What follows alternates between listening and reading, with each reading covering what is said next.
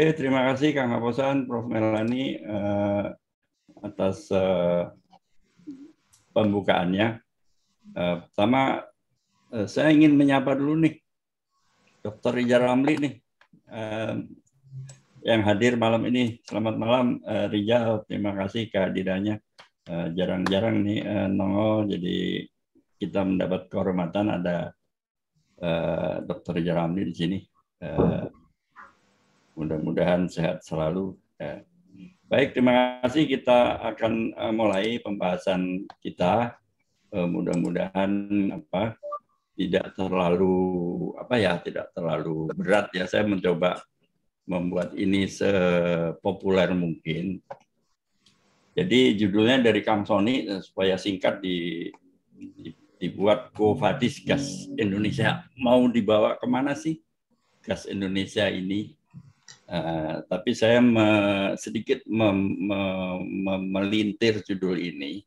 Jadi sebetulnya yang akan saya sampaikan ini adalah semacam kajian geoekonomi gas alam untuk negara kepulauan. Kenapa dibikin agak dipelintir ke sana? Karena sebetulnya banyak permasalahan gas alam di Indonesia ini karena bentuk negara kita yang unik, yang sebetulnya hampir tidak ada di dunia. Yang negara kepulauan itu cuma Indonesia, Filipina, Jepang ya.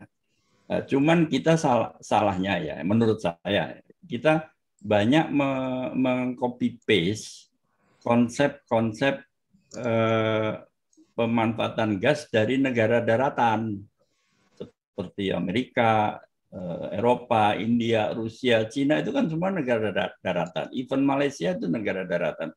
Nah ini makanya setelah saya pikir-pikir ini memang ada sesuatu yang nggak matching nih antara keadaan geoekonomi kita dengan konsep teknologi yang dimanfaatkan untuk gas ini. Yang tidak menjadi masalah di minyak, di gas menjadi masalah. Itu kira-kira sedikit intronya ya. Jadi ada tujuh bagian sebetulnya, tapi nomor satu itu saya akan usahakan singkat karena di Portugal sendiri kan background-nya macam-macam ya, tidak semuanya migas. Jadi nanti sedikit bahannya banyak, tapi nanti banyak saya skip. Kemudian yang penting itu yang nomor dua ya, kenapa gas alam itu gagal lah kalau menurut saya.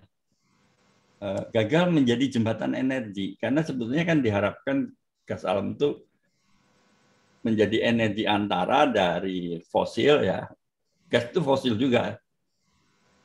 Jembatannya gas, kemudian ke EBT, energi terbarukan. Kalau Kang Haposan bilangnya energi terabaikan. Nah, kenapa gagal di negara kepulauan? Nah, ini saya kira menarik lah, kira-kira. Paling nggak ini pengamatan saya ya. Kemudian bagaimana kita ini menyiasati ada kendala keekonomian untuk memanfaatkan gas itu di PLTMG. PLTMG itu pembangkit listrik tenaga mikro mesin gas, sorry. Ini Kang ini tahulah Kang Ali Herman. Ini yang ratusan itu kecil-kecil terpencil di Indonesia Timur terutama yang makan diesel nih sampai sekarang. Ya kan? Karena diesel paling gampang di transport. Itu yang ketiga, keempat kita banyak lapangan-lapangan gas kecil di daerah terpencil atau istilahnya tuh stranded ya, yang nggak bisa dimonetisasi di tengah-tengah Kalimantan, di tengah-tengah Sulawesi, di tengah-tengah Riau, Jambi itu ada banyak ketemu gitu, nggak gede-gede amat tapi banyak lah. Itu nggak bisa jadi duit karena negara kepulauan gitu ya. Nah, kemudian juga kita ini sebetulnya ingin bangun banyak gas terminal, LNG terminal Jawa, tapi lambat perkembangannya. Kenapa? Ya juga karena geoekonomi negara kepulauan, menurut saya.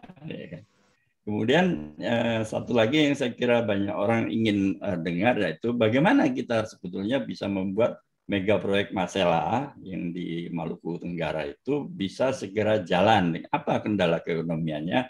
Nanti kita bahas ya. Kemudian yang ketujuh, saya berharap nanti di akhir itu ada semacam take away ya. Bagaimana kita sebetulnya harus mulai mengembangkan pola pikir keinsinyuran ya, karena ini ITB ya, mohon maaf untuk yang bukan insinyur ya. Itu menurut saya ada itu pola pikir keinsinyuran negara kepulauan, menurut saya ada. Oke.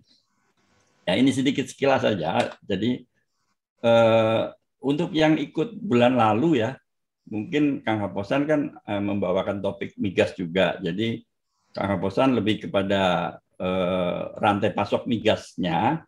Kalau saya ini dari rantai pasok, bukan rantai pasok, rantai kebutuhan atau pemanfaatan gasnya. Kira-kira gitu ya, supaya nyambungnya dengan yang bulan lalu gitu. Nah, kita ini sekarang kecanduan migas. Jadi yang salah membuat kita kecanduan migas itu sebetulnya para insinyur. Ini dimulai sejak ada ketemu lampu tempel, lampu teplok. Tadinya begitu lampu teplok itu bisa dipakai kerosin ya, itu terus orang pakai kerosin juga dengan diketemukannya distilasi minyak bumi menjadi kerosin menjadi ini. Nah, itu salah insinyur sebetulnya. Apalagi setelah ada lampu, ada pembangkit, pembangkitnya juga pakai migas. Tambah lagi ada mobil lah.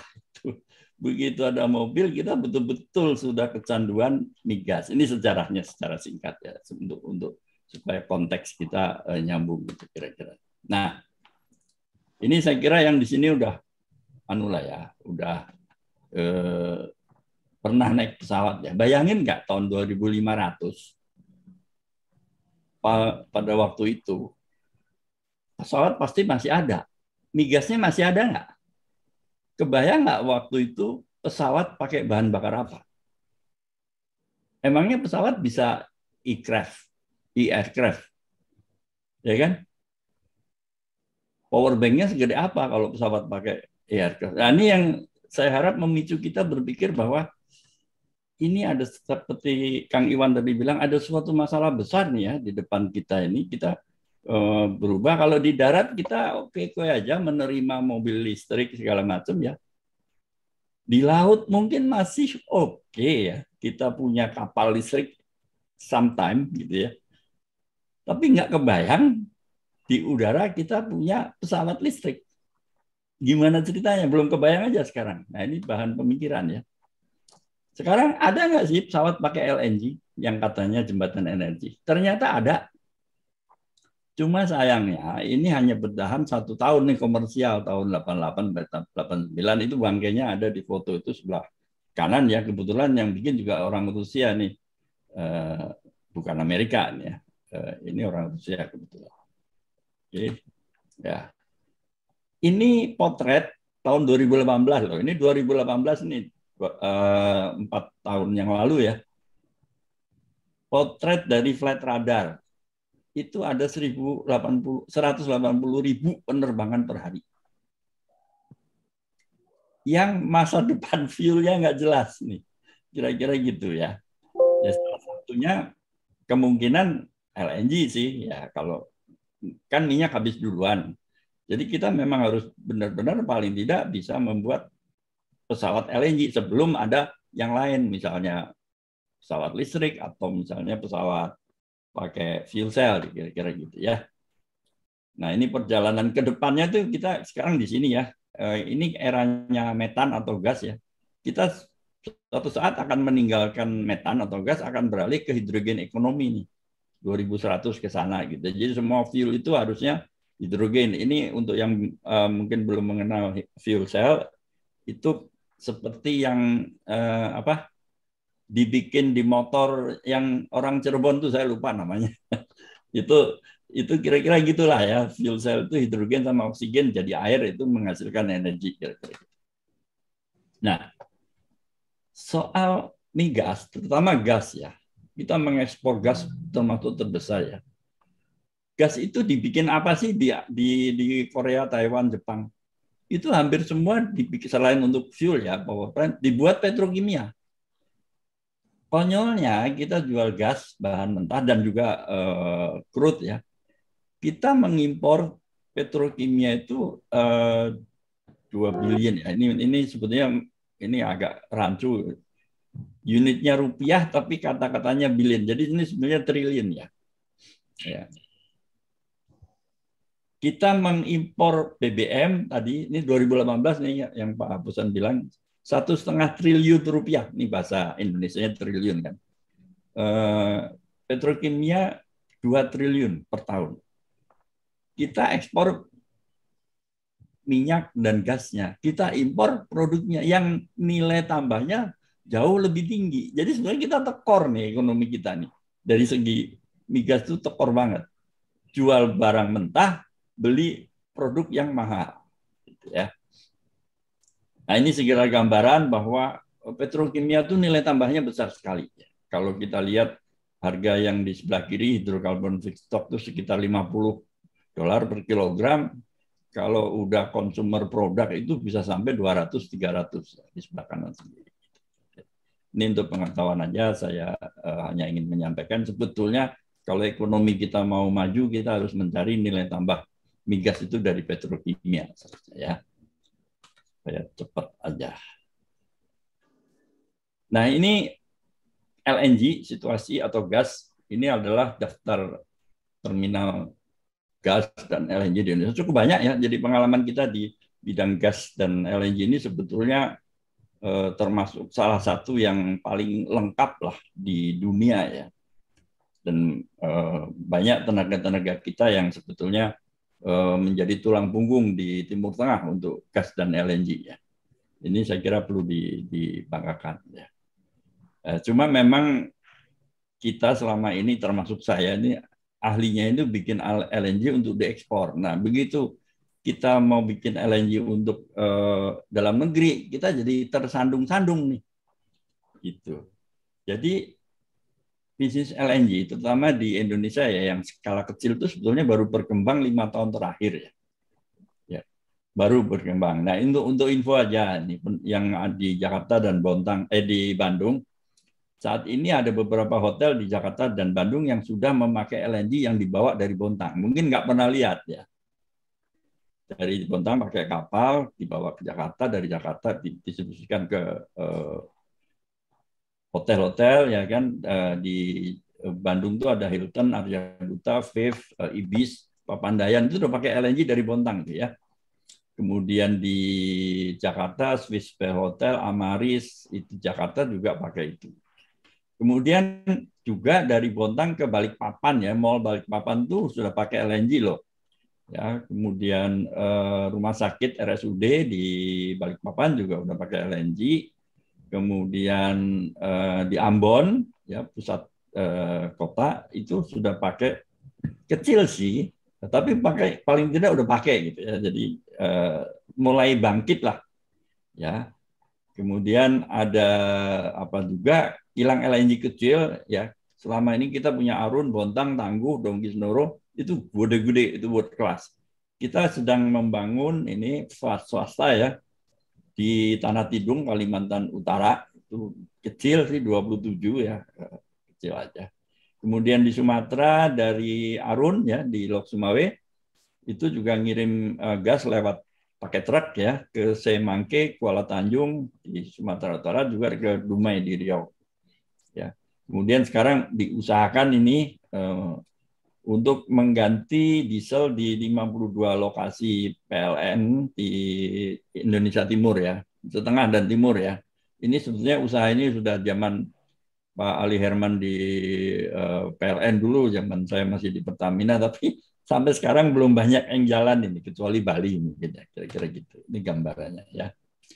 Untuk memberi konteks, sebetulnya gas ini bisa jadi apa aja sih? Ini untuk contoh saja ya. Masela itu kurang lebih 2000 mm SFD. Mm itu juta ya. Jadi aneh memang singkatannya kenapa nggak disingkat M. Kadang-kadang singkat M besar itu million, tapi mm itu juta. Standar cubic feet per day ya. Termasuk besar ya. Walaupun kalau dibanding dengan Bontang itu 4.200 itu hampir 2 kalinya ya. 2 kali lebih malah. Di Arun itu juga cukup besar, 2000 berapa nggak kelihatan. Oke. Nah Dari masalah yang 2000 itu sebetulnya kalau mau tidak dibikin LNG bisa. 2000 mm itu bisa bikin 100 gigawatt pembangkit tenaga listrik. Nah, siapa yang mau pakai di Maluku Tenggara kan? Ya kan? Atau udah Alita bisa bikin 40 pabrik pupuk di Maluku Tenggara. Ya kan? Kalau ini dibangun semua, dijamin harga pupuk seluruh dunia anjlok nih. Oversupply. Ya. Artinya walaupun petrokimia itu nilai tambahnya tinggi, tapi kita tidak mungkin membuat seluruh gas itu menjadi petrokimia. Karena akan banjir pasarnya. Metanol sama gitu. Kita bisa bikin 15 million ton. Ini 10 kali kebutuhan Indonesia. Jadi kalau misalnya masalah seluruhnya dibuat metanol karena nilai tambahnya tinggi, itu akan mengacaukan pasar. Jangan dibikin LNG, ya kan? Bikin metanol atau bikin DME. Nah, inilah sebabnya sebetulnya masalah itu memang masih, dan kebanyakan lapangan gas yang gede-gede itu pasti masih mengandalkan LNG sebagai tulang punggung untuk meluncing proyek. Bahwa nanti itu ada pupuk, ada metanol, ada DME, itu biasanya setelah LNG-nya itu secure untuk meluncurkan proyek. Jadi nanti di sampingnya itu. Kira-kira gitu konsep pengembangan gasnya ya. Di dunia ini sebetulnya penemuan cadangan gas masih lumayan lah, masih banyak lah. Ya, cuman kelihatan dari sini ya, kerucutnya itu lapangan gas yang kecil itu makin susah.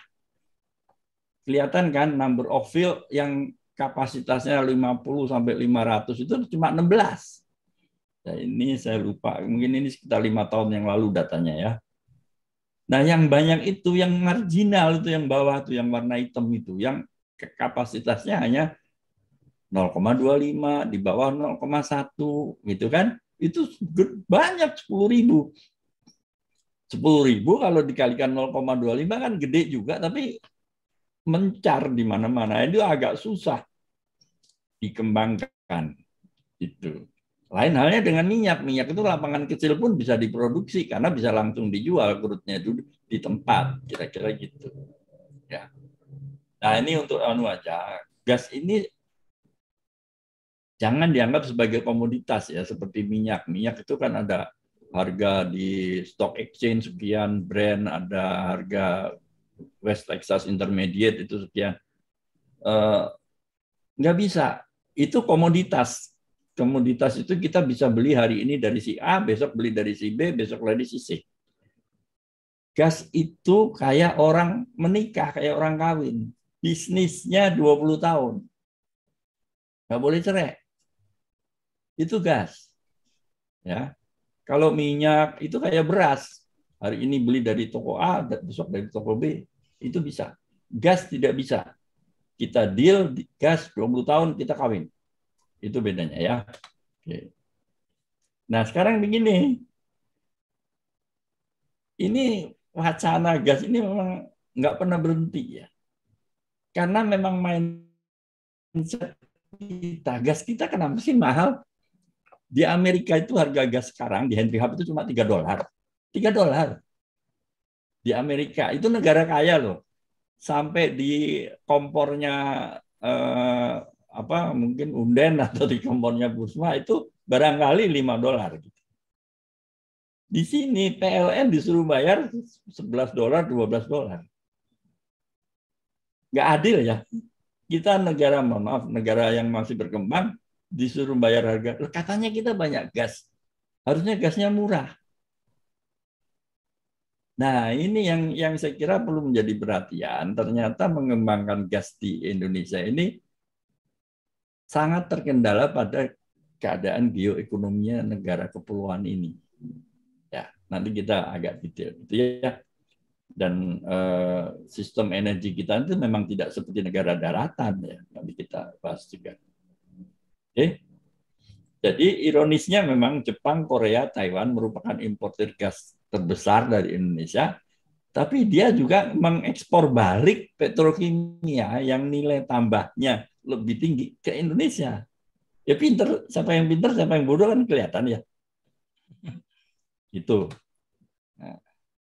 Nah, jadi sebetulnya kita berharap ya mencari jalan keluar bagaimana meramu lah industri gas alam yang ideal ini. Kalau bisa ya harga gas itu kurang lebih sama dengan di apa Amerika, even di Bangladesh itu harga gasnya itu murah karena memang hanya pipa. Karena Bangladesh pun negara daratan, ya, walaupun tidak besar, tapi tetap negara daratan. Jadi mereka bisa membuat infrastruktur yang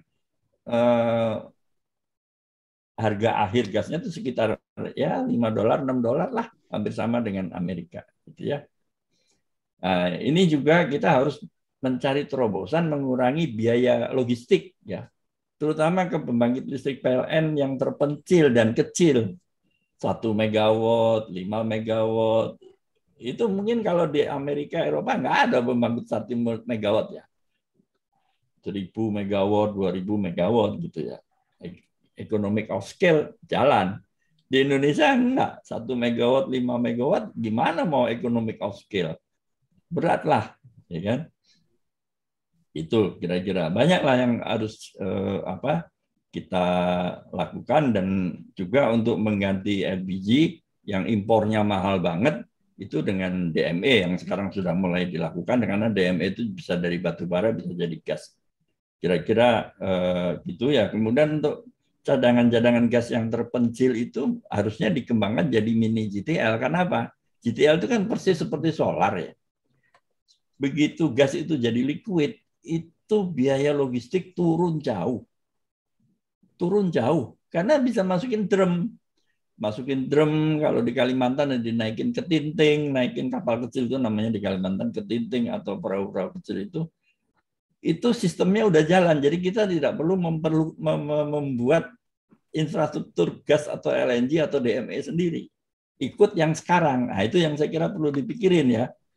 Kalau enggak ya kita mengembangkan infrastruktur yang ikut teori negara daratan. Enggak cocok untuk Indonesia. Itu. Jadi kita selalu berpikir, oh kalau gas akan didistribusikan sebagai gas atau LNG. Jangan. Kalau bisa gasnya itu dijadikan liquid, dijadikan cairan, GTL, jadi solar, jadi DME, jadi LPG gitu. Ya. Ini ilustrasi ya, mungkin bukan lelucon, tapi itu memang sulit mentransport gas itu. Ya. Untuk masak sehari aja, ini si ibu di Cina ini jalan jauh bawa segini, dan ini habis sehari ini. Ya karena gas itu kan volumenya gede ya. Kalau minyak itu BBM atau LPG volumenya kecil, enak ditransport ya. Naik angkot bisa, ini mana bisa naik angkot, mana mau angkotnya naik kayak gini, apa bawa kayak gini kan, harus itu dipanggul-panggul ya. Nah ini juga lucu. Jadi kenyataannya di Cina ini kreatif loh mereka itu, ya kan? Ini yang di atas ini gas ini, ada kayak terpal di butil rubber lah ya untuk tempat gas itu, apa busnya itu pakai gas itu. Nah terobosan-terobosan kayak ginilah yang mudah-mudahan ini menginspirasi. Kita jangan berpikir ngikut, oh kalau gas itu harus LNG kayak di Amerika, di Eropa harus ini. Enggak, kita cari jalan lah. Ini nggak ada di Amerika. Di Eropa nggak ada kayak gini. Kreatif di Cina itu. Hebat. Ya. Oke. Nah, karena tadi udah berapa kali saya menyinggung, kita ini berpikir bahwa kita ini negara kepulauan, sehingga menyelesaikan masalah itu harus di dalam kerangka negara kepulauan. Ya. Alhamdulillah setelah sekian lama sebetulnya baru kali inilah kita punya apa yang namanya departemen atau kementerian maritim ya. Kita memang sebetulnya negara maritim, memang negara kepulauan, dan tidak banyak negara kepulauan di Indonesia. Ini yang utama. Ya. Di dalam negara daratan, ini sistem listriknya lah. Sistemnya itu adalah distributed power transmission. Jadi pembangkitnya bisa gede-gede di pinggir yang bisa mendapatkan energi dari mana-mana karena di pelabuhan. ke dalamnya pakai transmisi. Di Indonesia bisa nggak kayak gitu? Mungkin Pak Ali Herman atau Pak Herman Danu bisa jawab ya. Saya kira nggak bisa. Di Indonesia itu adalah distributed power generation. Disebar power generation kecil-kecil, ratusan, 1 megawatt, 5 megawatt di Indonesia Timur itu. Nah karena kecil-kecil, ada nggak power generator 1 megawatt yang pakai batu bara? Nggak ada kan? Nggak ada. Jadi harus pakai apa? Diesel. Mahalnya setengah mati. Itu karena kita negara kepulauan. Kalau kita negara daratan, bikin aja pembangkit gede 2000 megawatt, 3000 megawatt di pinggir pantai, ke dalamnya pakai kabel. Selesai urusan.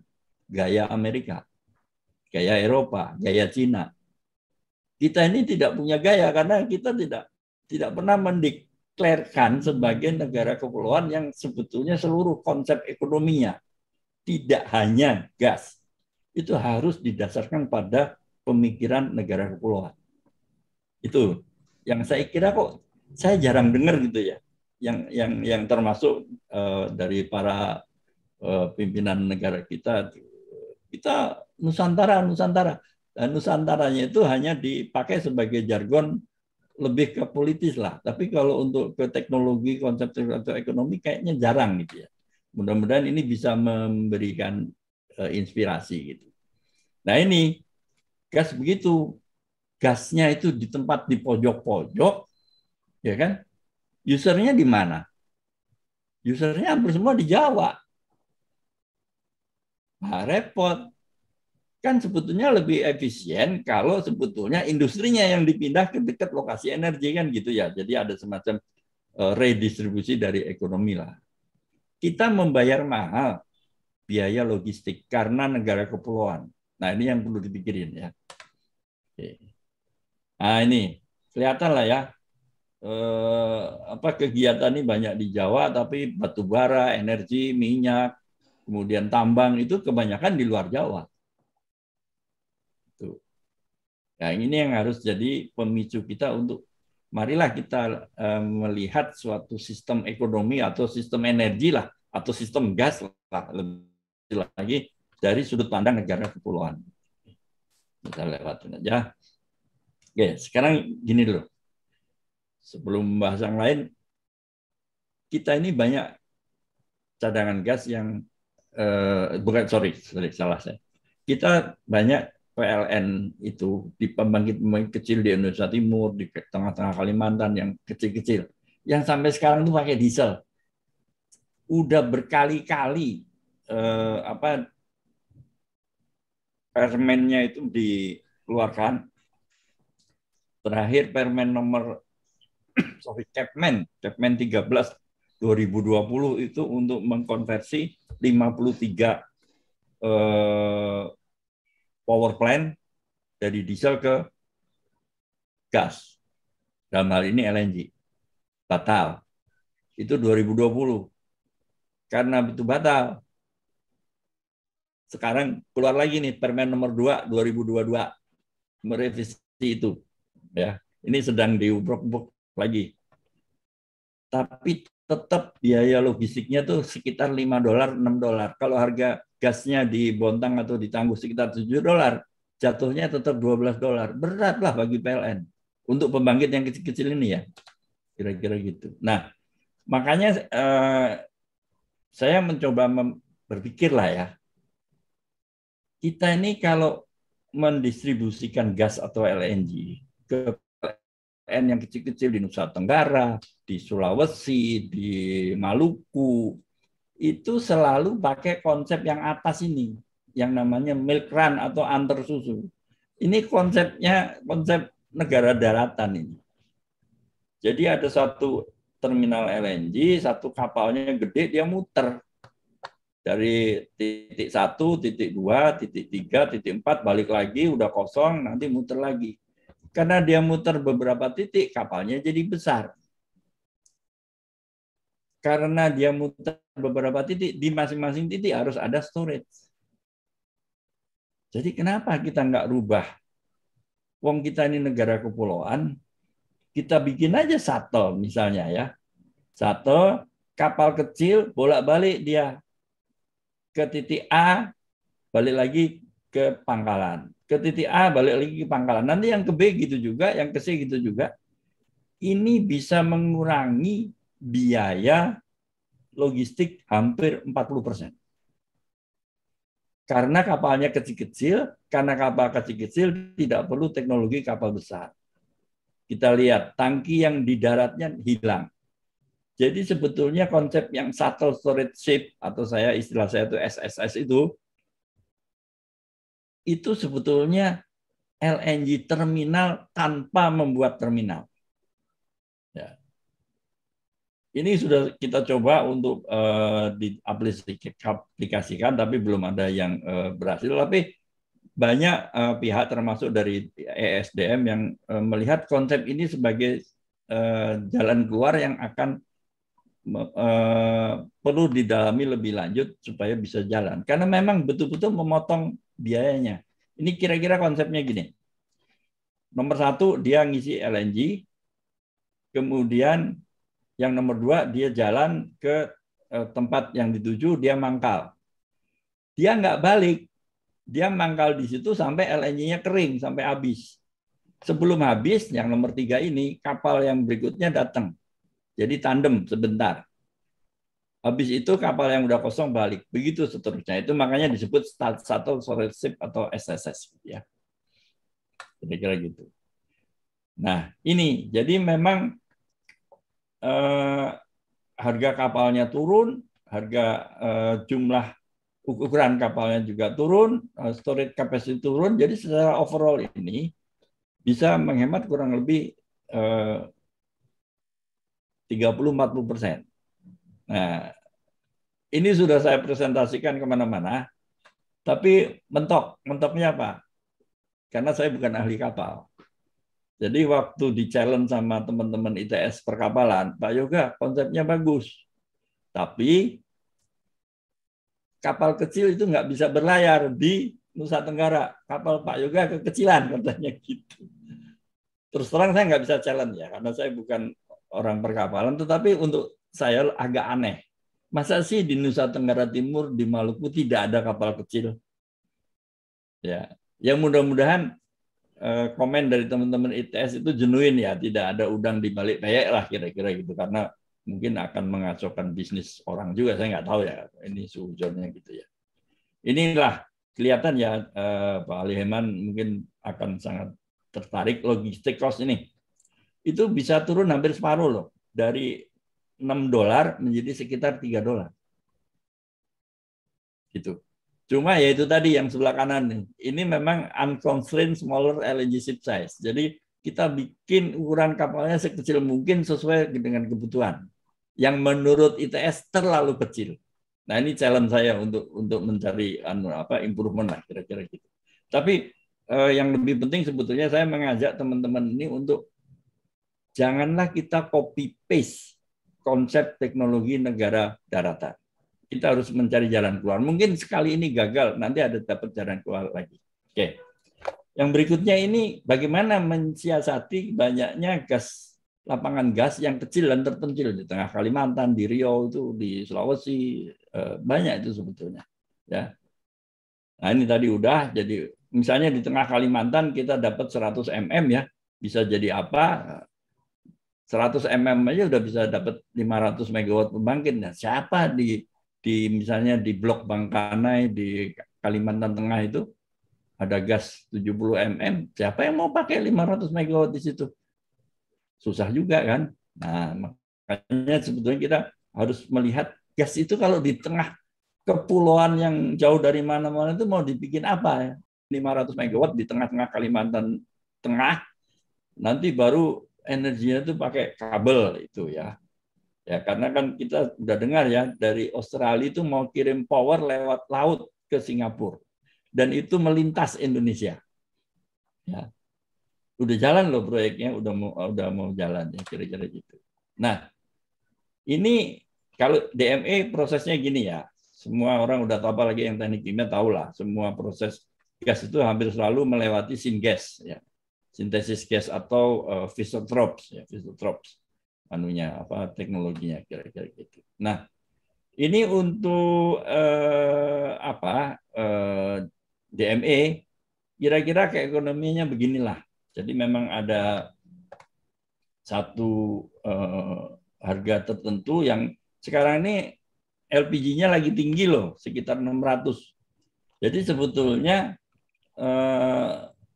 kalau kita bikin proyek DME di tengah-tengah daerah terpencil itu, IRR-nya bisa naik atau mungkin proyek itu berani membayar harga gas yang lebih tinggi. Jadi tinggal tarik aja dari 600 ke atas, harga gas berapa dapatlah IRR, atau sebaliknya kita tarik IRR-nya 12% misalnya, oh berarti kita bisa beli gas dengan harga yang lebih tinggi, kira-kira gitu. Ini sekedar ilustrasi bahwa ini saya kira perlu dipikirkan kalau kita dapat gas di tengah-tengah, jangan selalu berpikir mau LNG, mau CNG, kita rubahlah jadi liquid, salah satunya DME. Dan ini keekonominya kurang lebih seperti ini, ya.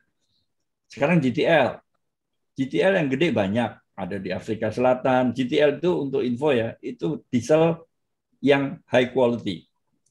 Ya, sekarang dieselnya kan ada Euro 4, Euro 5 gitu kan. Ini mungkin Euro 10 karena dari gas ya, bersih banget lah kira-kira gitu ya. Cuman pabriknya sekarang gede-gede. Pabriknya di Qatar yang paling besar ya, Oryx itu, kemudian di Afrika Selatan itu juga besar ya. Nah, yang kecil-kecil itu jarang, padahal Indonesia itu butuhnya karena kita negara kepulauan. Itu kecil-kecil. Nah, ini memang baru berkembang, tapi saya kira kita perlu mengamati betul ya. Saya nggak tahu di sini ada Mang Cik Ruli, teman kita nggak? Waktu itu dia pernah memberitahu saya ada teknologi small GTL dari Rusia katanya. Oke, nggak apa-apa ya. Tapi memang belum banyak. Tetapi kita sebagai negara kepulauan ini harus betul-betul mengamati itu, atau kalau perlu mengembangkan teknologi ini sendiri yang kecil ini, ya, seperti yang dilakukan oleh teman-teman di ITB untuk katalis merah putih dan lain-lainnya. Karena ini intinya adalah katalis ya, intinya katalis. Mudah-mudahan ini bisa jadi. Begitu gas itu di tempat yang terpencil jadi liquid, selesai masalah. Karena distribusinya bisa ikut sistem logistik yang sekarang. Pakai truk kecil, pakai gerobak, pakai angkot, itu selesai urusan logistik. Gitu. Nggak perlu ada khusus bikin kapal LNG segala macam, nggak perlu. Nah, ini yang perlu dipikirin kalau menurut saya. Ini kurang lebih keekonominya untuk GTL ya. Ini di sebelah bawah ini adalah harga GTL dalam rupiah per liter ya, supaya bisa bandingin dengan harga diesel atau solar di Indonesia ya. Sekarang kurang lebih 7.000 atau 8.000, tinggal tarik ke atas mau IRR berapa, nanti harga gas berapa yang kita bisa dapat supaya IRR-nya masih berapa, 15 atau 20 kira-kira gitu. Oke, ini komposit antara GTL dan DME untuk memudahkan. Kalau harga gasnya segini, kalau untuk GTL bisa dapat IRR berapa, yang hijau, kalau yang merah itu adalah untuk DME. Ini ada juga 12% IRR hurdle point-nya. Kalau ada yang perusahaan yang punya hurdle point IRR 12%, ya tinggal tarik aja dapatlah. Oh, DME lebih menguntungkan, GTL lebih menguntungkan. Oke. Berikutnya, problem kita mengenai gas ini adalah kita butuh gas di Jawa ini. Cuman kita ini lambat sebetulnya. Kita sedang merencanakan mau bikin terminal gas itu nggak jadi-jadi. Masuk salah satu yang paling mendekati kenyataan dulu itu di Bojonegara, di daerah apa sih itu? Banten ya itu. Karena sebetulnya di sepanjang pantai utara itu lokasi yang terbagus satu-satunya itu di Bojonegara, karena di depannya ada Pulau Panjang ya. Jawa Utara itu semua pantainya itu landai. Itu tidak ideal untuk LNG karena LNG itu butuh 15 meter, 16 meter kedalaman untuk kapal LNG itu. Makanya kayak Nusantara Regas yang di Jakarta itu, kalau kita sering jalan-jalan ke Pulau Seribu, itu ada kapal LNG nangkring di situ. Itulah Nusantara Regas ya, ada tulisannya Jawa Barat 1 atau Jawa Barat LNG gitu ya. Itu berarti terminalnya terapung. Sekarang tambah lagi ada Jawa 1 di, aduh namanya apa tuh, yang punya Pertamina. Tapi sebetulnya kita merencanakan udah banyak nih. Dulu di Cirebon direncanakan, di Semarang ada, di Surabaya, di Gresik direncanakan, kemudian di Pasuruan, kemudian ada lagi di Cilacap. Itu nggak ada yang jadi. Sebetulnya kalau lihat pelabuhan, untuk LNG itu idealnya pada selatan, tapi ekonominya di utara. Nah ini ada mismatch sebetulnya. Di utara susah. Jadi kalau kita bikin terminal LNG di darat di utara, berarti pipa LNG-nya itu 8 kilo menjorok. Pipa LNG menjorok 8 kilo, ketentuan LNG kiri kanan 300 meter tidak boleh ada traffic, apalagi kapal nelayan yang pakai lampu tempel karena itu LNG. Begitu kita bikin larangan orang berlalu lalang di pantai utara Jawa, wah itu nelayan protes semua. 8 kilo itu karena mata pencarian mereka akan sangat terganggu. Jadi dilematis di Jawa ini. Yang salah kenapa ekonominya di Jawa, itu aja sebetulnya salah satunya ya. Ini jadi dilematis. Udah itu Jawanya Jawa Utara lagi. Kalau Jawa Selatan nggak masalah, pendek aja ininya pipa LNG-nya itu.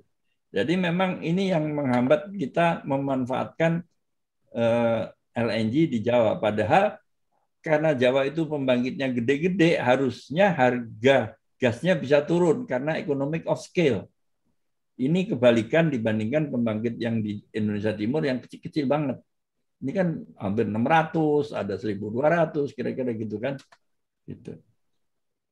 Nah, sebetulnya lagi-lagi kalau menurut yang saya amati, kita membuat konsep seperti di Nusantara Regas itu ini sebetulnya nyontoh di sana, nyontoh di Eropa Amerika. Oh, kalau nggak bisa ditaruh di darat, maka kita bikin FSRU namanya, Floating Storage and Regasification Unit. Nah ini, menurut saya jangan begitu, karena itu menghalangi nelayan, mata pencarian nelayan, karena ada pipa LNG, tidak boleh mendekat 300 meter kiri kanan, repot lah. Makanya yang sebetulnya termasuk cocok itu ya konsep SSI itu, jangan bikin terminal. Jangan bikin terminal di situ, terminalnya itu di laut, tapi ke daratnya itu pakai gas. Kalau pipa gas boleh di dalam laut, di bawah laut. Sehingga mata pencarian nelayan tidak terganggu.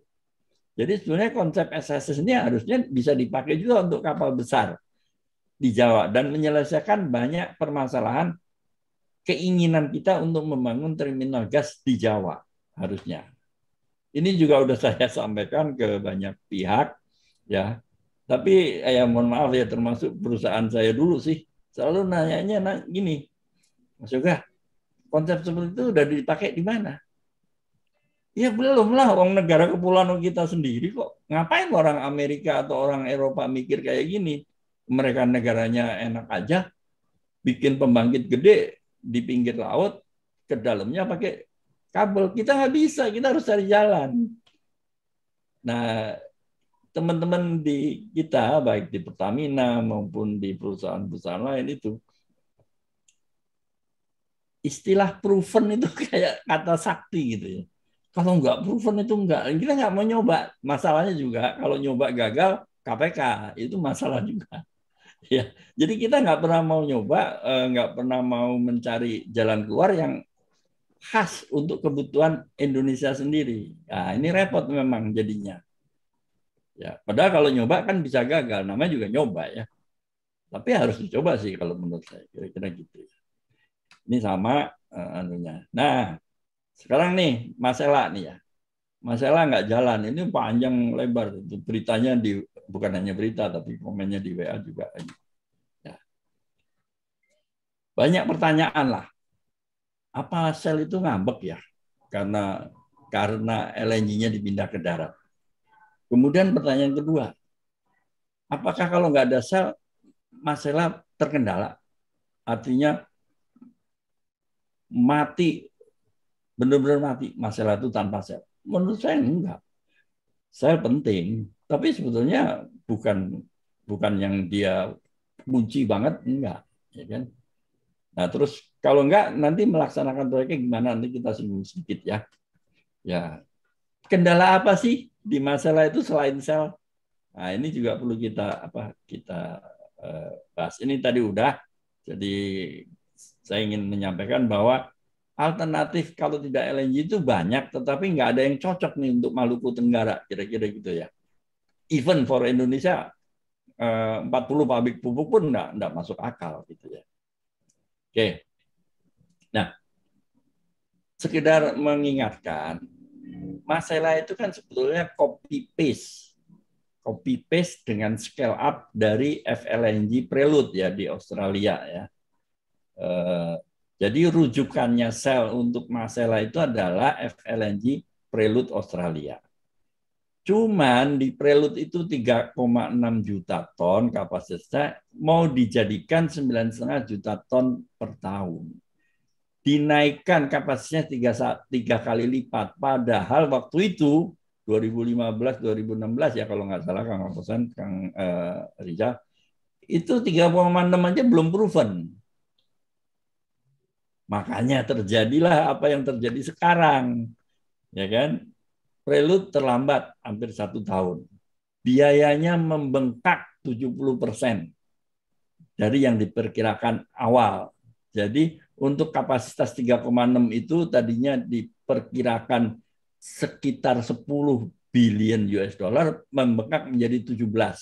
Ada yang bilang 19, ada yang bilang 23. Ini gampang di search di internet.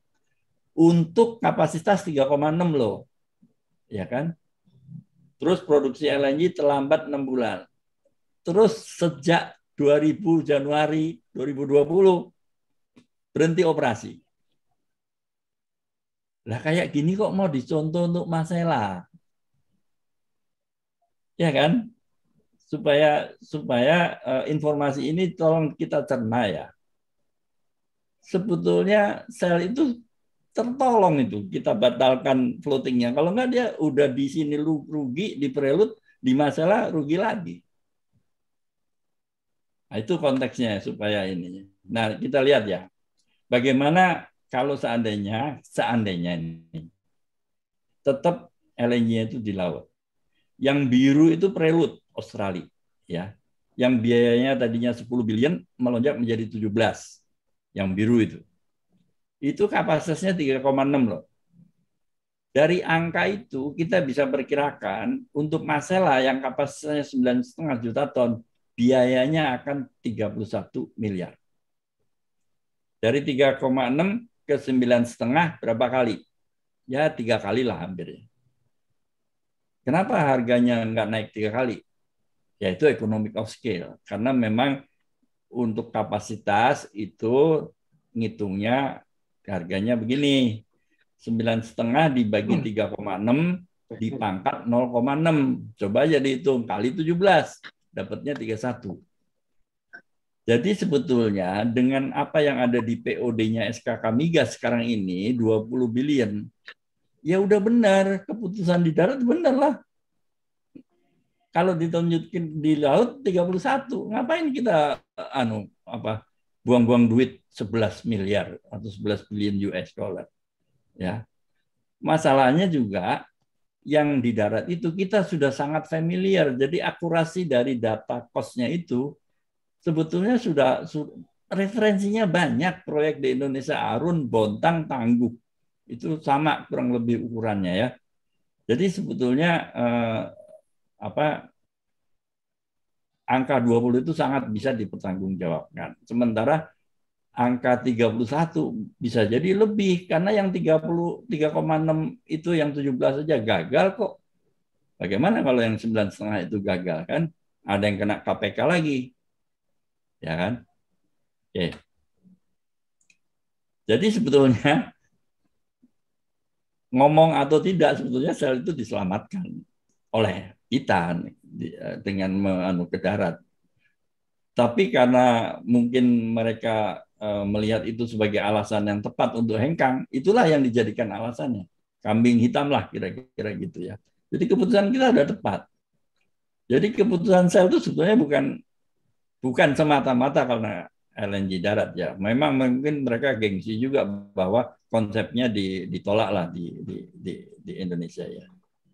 Bahwa sel itu penting, iyalah sel itu tetap penting ya. Lagi pula kalau LNG darat itu kita sangat mampu lah, sangat mampu. Disuruh bikin LNG darat itu, saya pernah bilang, suruh bikin masalah LNG darat sini saya kerjain, saya merem. Ya, itu. Nah ini salah satu kesulitan saya waktu itu. Dia mengulangi waktu itu ya, waktu 2020 tuh prelude-nya amburadul juga. Dia lagi rugi besar ya tahun 2020. Dan makanya itu terus pada saat yang hampir bersamaan dia memutuskan untuk udahlah masalah terlalu berisiko ya. Sel sendiri tahu LNG darat pasti jalan kalau keekonominya masuk. Nah itu masalah lain bahwa keekonomian masalah itu memang sekarang berat. Ya, berat dan sel itu penting untuk pendanaan dan penjaminan. Karena kalau 20 billion ya, seandainya ini di darat 20 billion dari bank 70, saya ragu sih bisa 70 untuk proyek segini. Ya taruhlah 70 lah. Berarti 30% equity. 30% equity itu kalau dari 20 billion kira-kira kan 6 juta dolar. 6 billion, sorry, bukan 6 juta. 6 billion, 6.000 juta dolar. Equity-nya. Sel itu punya 35% di Masela. 35% dari 6.000 kan 2.000 juta dolar. 2.000 juta dolar itu harus di drawdown, harus di disburse dalam waktu proyek 4 tahun. Berarti 500 juta dolar per tahun. Perusahaan mana yang punya cash 500 juta dolar per tahun sampai 4 tahun dan belum ada revenue? Ya memang ukurannya sel atau teman-temannya lah. Jadi memang sel itu sangat penting lah untuk pendanaan ya. Karena porsi equity-nya aja udah banyak banget. Ya. Artinya kalau kita mau cari sel, ya jangan cari perusahaan migas yang kantornya ruko lah. Harus yang setara, kurang lebih berat. Kalau enggak ya Pertamina masuk di backup negara misalnya. Kayak gitulah ya. Jadi inilah yang harus kita pikirkan. Coba lupakan aja sel, kita udah banyak masalah nih di ini. Nah, ini saya skip aja. Ya, ini kendala pengembangannya ya. Pengalihan participation interest sale itu tidak mudah, sudah pasti ya. Nah, sekarang Masela itu bersaing dengan banyak sekali proyek LNG yang tanda kutip ekonomiknya bagus. Baik yang di AS ini AS Amerika Serikat itu sekarang produsen LNG terbesar di dunia itu Amerika Serikat. Dan mereka bisa jual LNG-nya sampai di Indonesia kurang lebih $7. Gila nggak? Kita sendiri susah menjual LNG ke PLN $7 dari Tangguh atau dari Bontang. Amerika bisa jual LNG $7 di Jakarta. Mati nggak kita? Belum lagi dari Afrika Timur, ya kan? Belum lagi dari Qatar. Harga LNG dari Qatar itu, ya, LNG Qatar itu dijual $0 per BTU. Perusahaannya masih untung. Kok bisa? Dikasih gratis LNG-nya masih untung.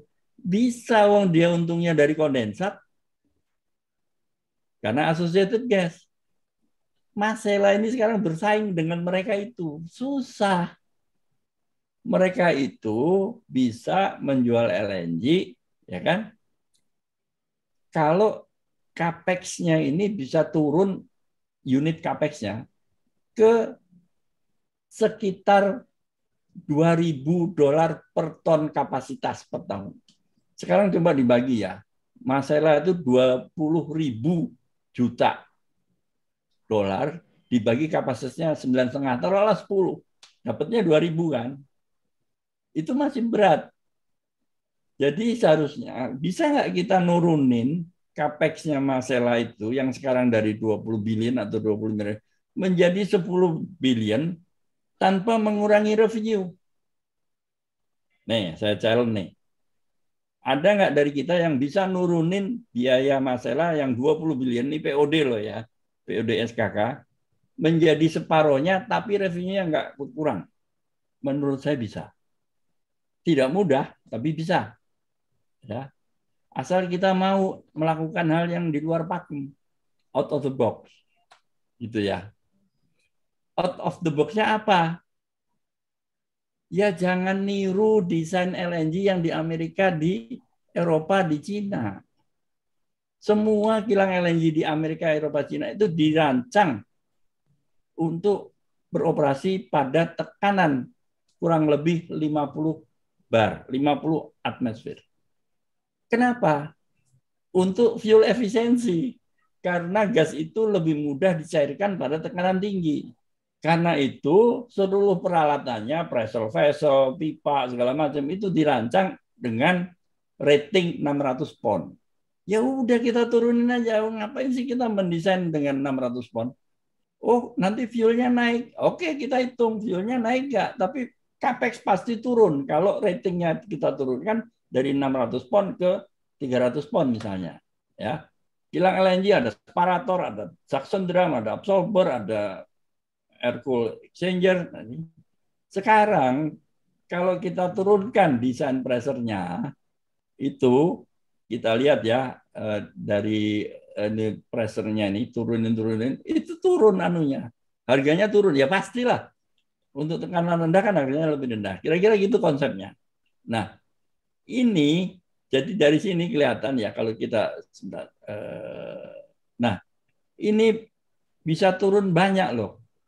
Apa namanya capex-nya itu bisa turun hampir kalau di rata-rata mungkin 40-50% lah ambil amannya. Fuel gasnya naik, iya fuel gasnya naik dari 100% paling naiknya 3%, paling 4% kalau turun ke 300 pon. So what kalau naik 4%? Daripada kita bikin capex mahal, gasnya nggak terjual. Paling sales kita berkurang 4%, nggak apa-apa lah. Itu ya. Kemudian harusnya kalau menurut saya masalah itu jalan satu tren aja lah. Sehingga bisa turun lagi. Tapi revenue stream-nya dijadiin 50 tahun. Kan revenue stream-nya sama. Cuman KKKS-nya harus diberi perpanjangan yang 5 tahun menjamin. Kamu nggak usah bikin 2 tren lah. Wah nanti saya habis kontrak PSC saya. Udahlah saya jamin 50 tahun. Tapi bikin 1 tren ya. Supaya proyek ini bisa bersaing dengan Mozambik, bisa bersaing dengan Amerika. Itu bisa turun ke 10 billion. Saya kira kalau masalah bisa turun ke 10 billion, saya kira pesaing-pesaing kita akan kaget. Wah, Indonesia bisa bikin masalah 10 billion. Baru mereka ya. Itu. Jadi mudah-mudahan ya apa yang saya sampaikan ini membuat kita berpikirlah kita ini negara unik, negara kepulauan ya. Mari kita cari cara berpikir negara kepulauan ya. Ya. Apa keunikannya, keunggulannya, kendalanya kita pelajari dan kita jangan sekedar copy paste sebagai insinyur. Soalnya konsep keinsinyuran itu kan sebenarnya universal.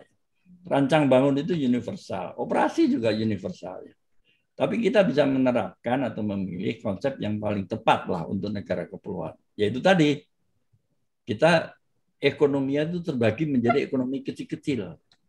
Makanya kita harus pilih konsep logistik yang kecil-kecil, yang teknologi yang tepat guna yang kecil-kecil ya.